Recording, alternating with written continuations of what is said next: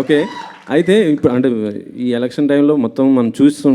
కాకపోతే ఏంటంటే కొంత అల్లు అర్జున్ గారి పైన కొంత ట్రోల్స్ చేస్తున్నారు. అది పర్టికులర్ కొంత ఏరే వాళ్ళు ఏమండి, సంబంధించి మీరు కూర్చుంది అల్లు అర్జున్ గారి థియేటర్లో.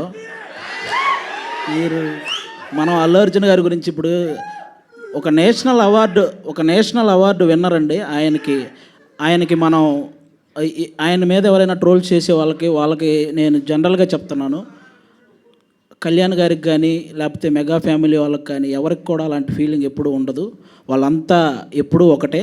కాబట్టి ఒక నేషనల్ అవార్డు సాధించినటువంటి అల్లు అర్జున్ గారిని అలా కొంతమంది వాంటెడ్గా ట్రోల్ చేయటం కానీ, ఇలా కొన్ని థంబ్నెయిల్స్ పెట్టడం కానీ, ఇలాంటివి ఇక నుంచైనా ఆపేయాలని మనస్ఫూర్తిగా కోరుకుంటున్నానండి. అంతే, ఇంకా అంతకు. ఓకే ఓకే చేస్తున్నారా లేకపోతే తెలుగులో తక్కువ ఆఫర్స్ వస్తున్నాయా? అంటే సిటీ మార్ తర్వాత మధ్యలో ఆది గారితో సినిమా చేశారు, మళ్ళీ ఇదే అనుకుంటా నాకు తెలిసి. So Selective, yeah, but I also think that, you know, there's something called destiny of a film and destiny of being in that film. You know, the way that